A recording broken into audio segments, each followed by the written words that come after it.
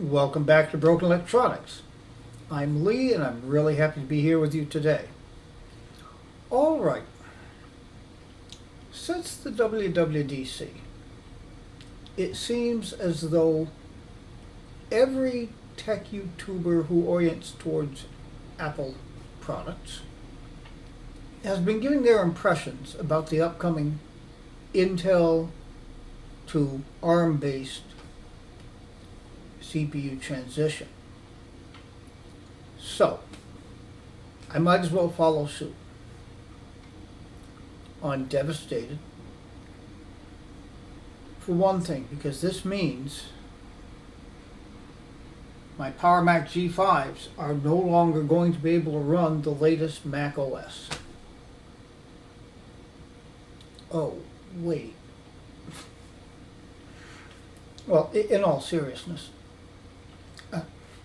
I'm a retro tech YouTuber.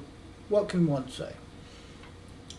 I have lived through this before, as have many others. I had 3 PowerPC machines. And yeah, it was kind of upsetting at the time that those machines, pretty recent machines actually, were suddenly going to be obsolete. But, we persevered. I was not an early adopter then, nor will I be this time. I kept going with those PowerPC machines until Mac OS 10.6 Snow Leopard came out. And even past that, I did at that point replace my iMac G5 with a late 2009 iMac. Wonderful machine, by the way. And in looking at Snow Leopard on that machine and comparing it with my PowerBook G4 and my Mac Mini, I just didn't see enough difference. So it was really only once Leopard went out of support, which I believe was late 2011, that I did move away from my PowerBook and then eventually bought another Mac Mini. Now let's think about that. What are we going to face with our current Intel Macs? And yes, I do use Intel Macs. My 2 Mac Pros are my daily drivers. Most of the heavy lifting is done on those machines, although I do use PowerPC machines every day. This transition was announced in 2005.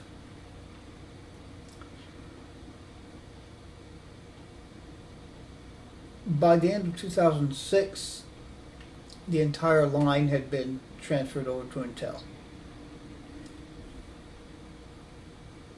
At that point, the OS was still Tiger, which of course was universal. Then on to Leopard, which of course was universal. Now, between Tiger, which was 2.5, kind of pushing 3 years, and Leopard, which was 2, they were doing routinely 2-year cycles then. We had a good 4.5 years where the PowerPCs were running the most current operating system. And even after that, receiving the security updates and an operating system that, truth to tell, ran about as well as what was running on Intel's. And then 2 years past that of security support. So that, putting it all together, was about or close to 7 years. I think we'll get at least that with Intel. I'm hoping for 8. Wouldn't mind 10. And I would have no intention of buying an Apple Silicon based Mac until I absolutely had to. Now, you hear the terms ARM. ARM means Advanced Risk Computer, actually Advanced Risk Machine. RISC itself means Reduced Instruction Set Computer, as opposed to CISC, or Complex Instruction Set Computer. The Intel processors and the AMD processors are CISC.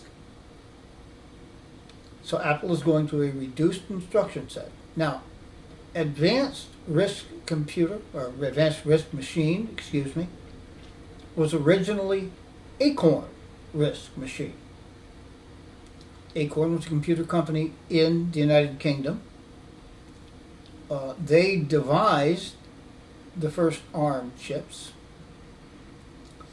Acorn Acorn went under. However, the ARM processors lived on as their own subdivision, eventually their own company, ARM. Apple, in the 1990s, licensed the ARM technology. So the Apple Silicon they aren't ARM chips, and they're not made by ARM, but they're based on the ARM technology. Now, reduced instruction set. You know,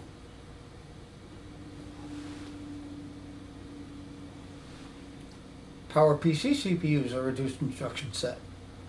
So Apple is kind of coming full circle here.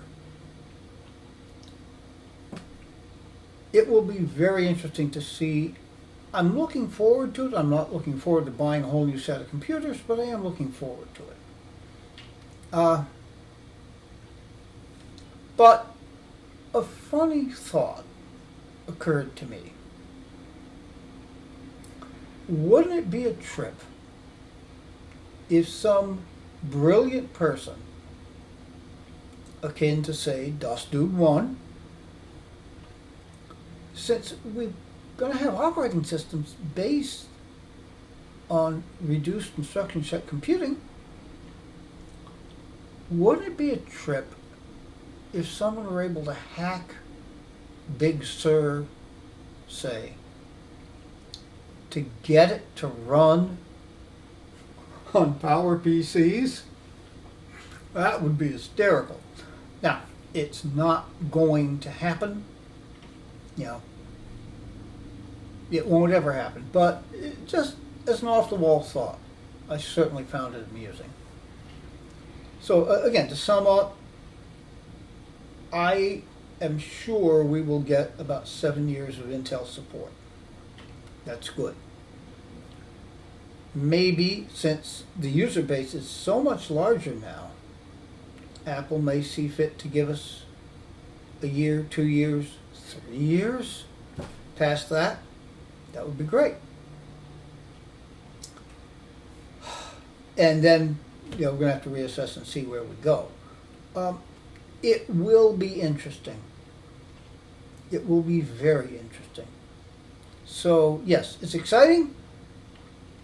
It's kind of sad. I devoted so much of my time and energy this last year and a half to finding low-priced 2010 Mac Pros and completely upgrading them. They're incredible machines. So I certainly look forward to continuing to use those machines for at least the next 7 years, more if possible. And at that point, you see the good thing. We will be able to know at that point where Apple Silicon is going. Are they everything they're cracked up to be? I suspect they will be, but we don't know that right now.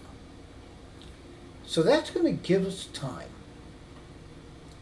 Let Apple work this in, let all go through its growing pains, while we happily chug ahead with our very powerful Intel machines. And then, once it's all set to go, then we'll jump in. Sounds like a plan to me. So, yeah, it'll be interesting to see. Well, this is going to be a very short video, obviously. I just wanted to get it out there and so that off-the-wall thought out. Be good to other people. They deserve it. It makes our world better. Be good to yourselves so you can enjoy that better world we're trying to make. And the world isn't there yet. We know that.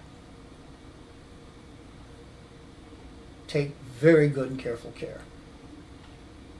We will be seeing you very soon with more videos. Until then, this has been Broken Electronics.